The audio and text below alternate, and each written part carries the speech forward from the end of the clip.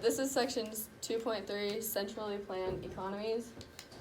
So how it works is the government answers the three key economic questions. They decide what's produced, how it's produced, and who gets it. They own the land, labor, and capital, so they decide where the people work, what they do, and what their salaries are. Down here I have vocab.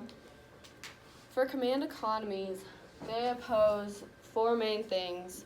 They oppose private property, free marketing pricing, competition, and consumer choice. We're going to look at how they make their decisions. So, say they're deciding between making more military uniforms or sweaters. The top planners decide which will be made more of, and they send this decision to the materials committee.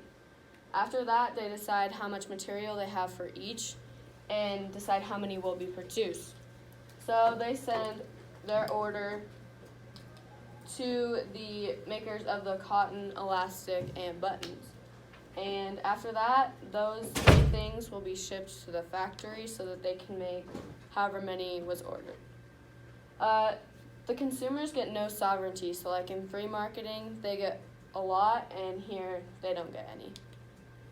For socialism, it centers of economic power are controlled by either the government as a whole, or the government or the public as a whole. This can coexist with free market practices, so the government takes all the taxes and redistributes it for the extensive services that they need. People say this is like the step between capitalism and communism because it's not completely controlled, but it's also not completely free. The Soviet Union is an example of socialism, and one positive thing about them growing into socialism was that they were guaranteed employment and income. But the negative was that there was other shortages and food shortages.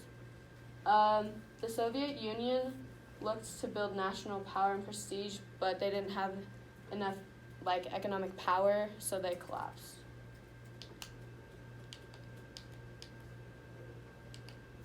For communism, it derived from the writings of Karl Marx, and he believed that labor was the source of all value. And for communism, it's dominated by a single dictator or a political party. China is an example of this.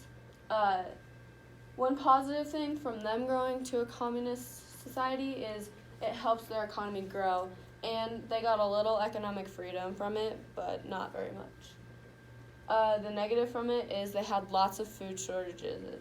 And also in both of their flags, both the Soviet Union and China, the big star represents communism and socialism. China controls, or they have the government control many key economic decisions, and they allow entrepreneurs much more economic freedom now than they did in the past. Their ability to achieve goals. So for centrally planned economies, their economic efficiency, the government owns all production factors, so they decide everything for that.